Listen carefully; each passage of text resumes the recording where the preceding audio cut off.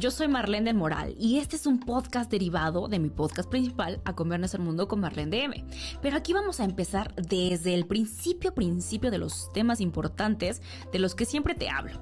En este espacio te voy a explicar, como su nombre lo dice, con peras y manzanas, con la intención de seguir expandiendo conciencia y luz para que tú vivas y compartas una vida más plena.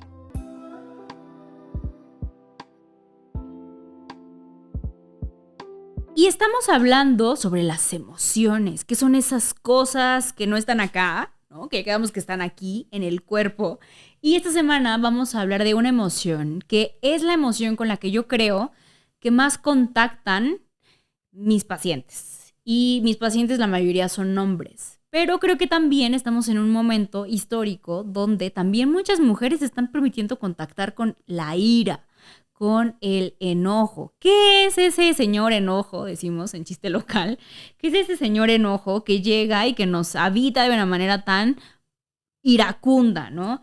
El enojo literal nos conduce hacia estados de defensa, de protección. Es una energía, piénsala, ¿y dónde la sientes, no? Es una energía que literalmente lo que hace es que acelera el pulso, que genera estados de adrenalina, que segrega noradrenalina para que tú te sientas como, ¡ah, no, estoy listo!, ¿no? Que está muy relacionado también incluso como fisiológicamente se siente como la testosterona, ¿no? Como es muy potente, ¿no? Esa es la intención de esta idea que nos da, de hecho, la sangre se va hacia las manos porque estás listo para golpear, ¿no?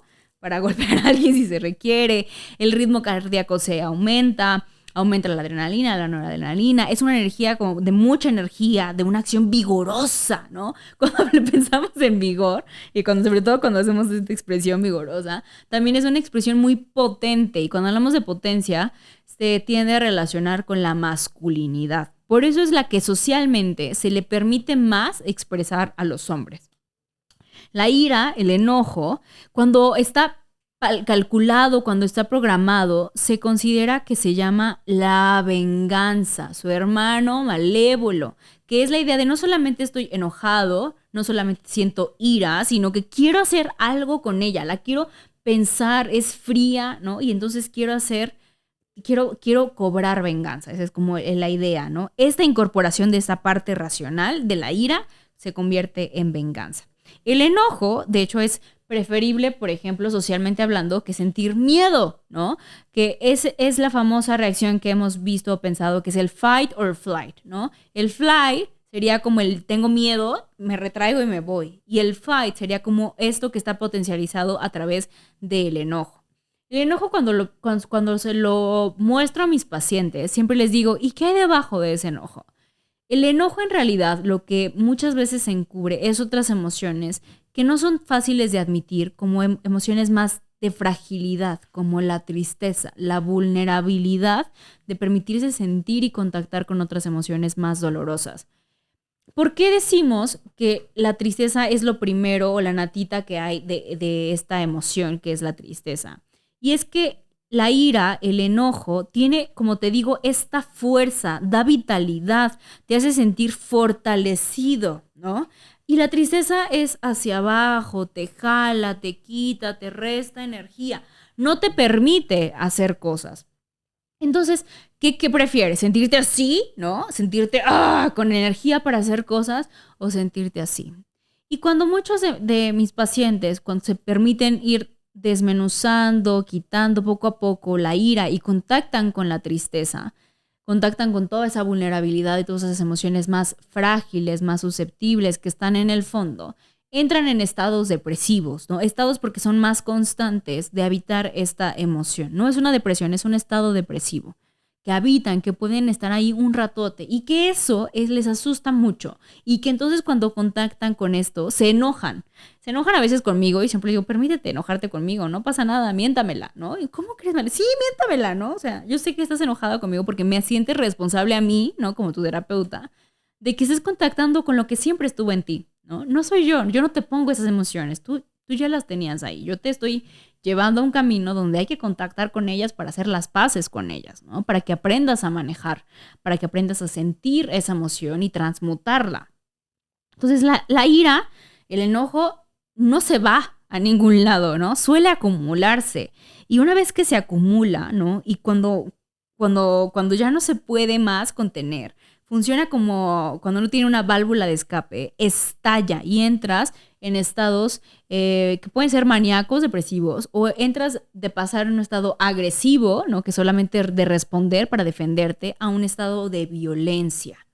También por eso se piensa que está más relacionado con la masculinidad, que es no sé qué hacer con el enojo, no sé qué hacer con todas estas emociones que nombro como enojo, las he encapsulado, las he tratado de guardar, pero van a salir en algún punto, ¿no? Es energía, piénsalo así, mucho como ese lugar, ¿no? Entonces, el enojo de hecho es una de estas emociones que tienen mayor duración, ¿no? Que tienen, hablábamos en otro de los podcasts pasados sobre el secuestro de la amígdala, ¿no? Y el enojo es una de estas que más prolongación tienen en el amígdala, ¿no? Que se dispara ante cada vez situaciones de más frágiles. Cada vez, mientras tú habitas en ese estado del enojo, cada vez es más fácil que algo que no podría o que no debería de hacerte enojar, te enoje. Eres más reactivo, ¿no? Necesitas sacar esa energía a la primera. Por eso es tan fácil, por ejemplo, ver hombres, mujeres que están en el tránsito gritoneándose y que algunos se bajan y se agarran a golpes, ¿no?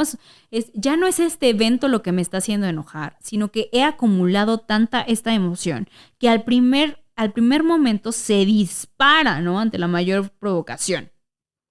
Esto provoca y facilita porque está ahí como en el aire, la agresión. Y piensa, por ejemplo, cuando digo, hablo más en lo masculino porque es más común, no porque solo exista ahí, sino piensa, por ejemplo, en un marido que llega a casa de un día de trabajo larguísimo, donde tuvo que lidiar con un montón de cosas que no podía, que no sabe cómo hacerlas, que no puede tramitarlas, donde está súper desgastado emocionalmente, físicamente, y donde aparte tiene que llegar a lidiar, pues, con una familia, ¿no? Con una vida, con su casa, con su propia vida, con mamá, con papá, con su esposa, con sus hijos, ¿no? ¿Con quién crees que se desquita? Pues con ellos, ¿no? Porque ya no son ellos, ya no son lo que puedan ellos hacer, sino todo esto que se ha acumulado constantemente y que se acumula durante el transcurso del día, por ejemplo, ¿no? Y esto se facilita tanto, que se vuelve una emoción, de esta emoción que era como algo muy, muy natural y útil, se convierte en un estado, en una sensación que se habita como un estado mental. Yo soy el enojo, ¿no? Literalmente se identifican con esto, que es que seguro has pensado y visto personas que tienen hasta aquí el ceño fruncido todo el tiempo, que dices, órale, ¿no? O sea, que ya tienen así las arrugas marcadísimas, ¿no?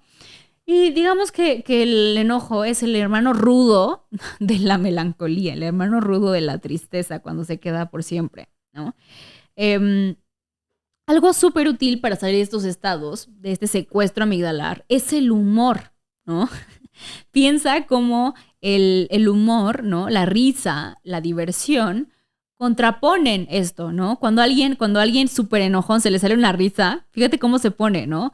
Me acuerdo mucho de mi papá, del esposo de mi mamá, cuando recién se casaban, era así, ¿no? Era el señor contador que estaba todo el tiempo con el ceño fruncido.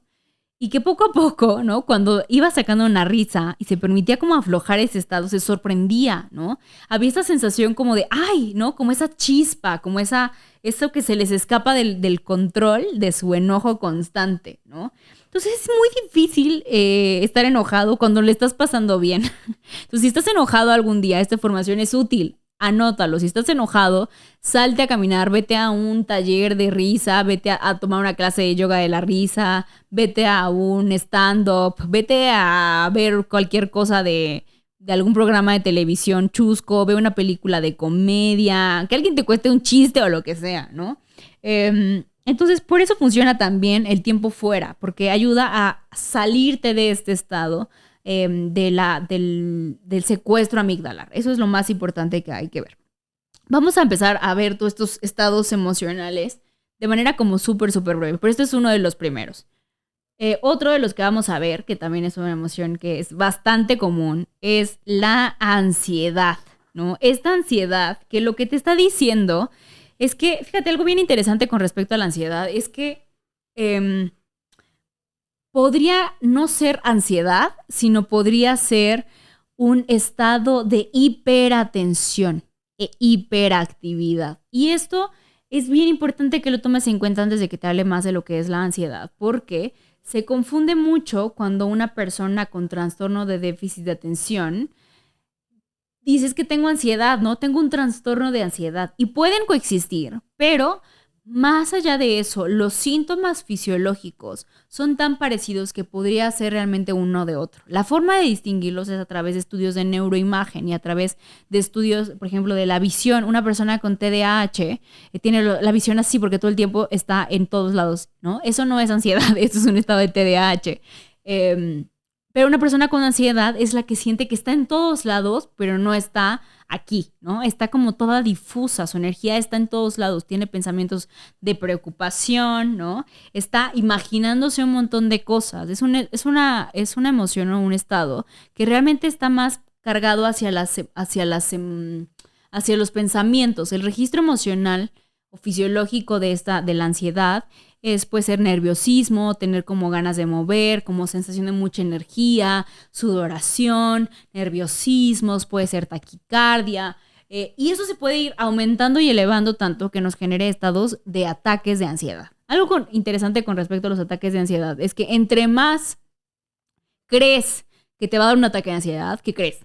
Que te da un ataque de ansiedad, ¿no? Entonces, ¿cómo contrarrestar un ataque de ansiedad o un estado de ansiedad? Es a través de la respiración. Ya hemos visto que la respiración, y por eso te hablé de todo esto previo, ya hemos visto que la respiración nos ayuda a poder modificar nuestros estados emocionales. La respiración, inhalar suave y exhalar mucho más suave, ¿no? Sostener la exhalación nos ayuda a calmar esos estados fisiológicos que generan lo que interpretamos con ansiedad, ¿no? Esa preocupación. Y la palabra preocupación, aparte, es bien, bien hermosa porque nos está diciendo que es ese estado previo, ¿no? De previo, ocupación. Es el estado previo a que te ocupes de algo, ¿no? Entonces, cuando te estás preocupando, no te estás ocupando. Entonces, es más útil que te ocupes, es decir, que tomes cartas en el asunto sobre aquello que se puede modificar y que dejes ir aquello que no puedes modificar, ¿no? Que te dejes de preocupar, que te ocupes y que sueltes el tema. Y esto es difícil porque acuérdate que cuando lo interpreta tu cabeza, esos sentimientos, lo ve de acuerdo a sus historias previas, a sus estados emocionales que no sabe manejar. Y ese estado emocional contrario a la ansiedad, contrario al miedo, que eso es también parte de lo que hay en la ansiedad, es la confianza. Confiar es la antítesis, es el antídoto de la ansiedad. Si tú tienes problemas de ansiedad, tienes problemas de confianza, no solo en los otros, sino en ti mismo. La ansiedad es, no voy a poder con lo que está pasando, tengo miedo de no poder con lo que voy a enfrentar. Entonces, cuando tú aprendes a confiar en ti, que tienes las herramientas para poder enfrentar, para poder lidiar, hacer frente, ¿no? Hacer frente de esto que puede ser la vida, entonces no tienes tanta ansiedad. No digo que no la tengas, porque puedes tenerla, pero la dejas ir como de soltura porque te convences de que no tiene sentido esa emoción, ¿no? Y confianza en los otros porque no necesitas tampoco controlar a los otros, estar pendiente del movimiento de los otros, porque confías en que ellos van a poder tomar sus decisiones y que tú te vas a mover después en correspondencia a lo que ellos hagan, ¿no? Es como no pasa nada. La ansiedad también es otra forma como rumiante, ¿no? Que nos protege de los futuros peligros. Pues digamos que la ansiedad es parecida a la preocupación o podría estar relacionada con la preocupación, como ya lo mencionamos, y tiene un sentido también útil, ¿no? La ansiedad, la preocupación, que son hermanos, que uno digamos que es la connotación negativa del otro, nos ayuda a poder estar listos, a poder preparar, ¿no? El entorno para que se pueda dar una situación. Por ejemplo, acá no tendría sentido que yo tuviera ansiedad por hacer este podcast, ¿no? Lo útil sería que yo estuviera preocupada u ocupada para generar que este espacio se diera, ¿no? Venir lista, saber que sé del tema, que no se me vaya a la mitad del diálogo, a la mitad, ¿no? Que se me olvide de qué estoy hablando. Y aún así pasa, ¿no? Y es como, pues, ni modo, se retoma y se soluciona, ¿no? Entonces, es decir, Fíjate cómo puedes en cualquier situación, en la misma situación, actuar desde la ansiedad y preocupación o desde la confianza, ¿no? Desde el fluir, desde el también improvisar. Eso también implica como el antítesis de todo esto, ¿no? Digamos que de alguna forma, cómo salir de estos estados de ansiedad, como este es el tip de la emoción de la ansiedad, es confiar, trabajar en tus estados de confianza a través de la respiración, ¿no? Que puede ser habitar esa confianza en ti. Así que vamos a ir trabajando poco a poco. Este podcast es chiquitito. Vamos a ir trabajando así brevemente con cada una de estas emociones, así como que no quiere la cosa, cada una de ellas. Y dime, ¿de cuál más te gustaría? Vamos a seguir hablando, vamos a hablar del miedo, vamos a hablar de la felicidad, de la alegría, del amor, de la sorpresa, del asco, de la tristeza, ¿no? Todas esas emociones vamos a ir viendo poco a poco. Pero nos vemos en el siguiente podcast.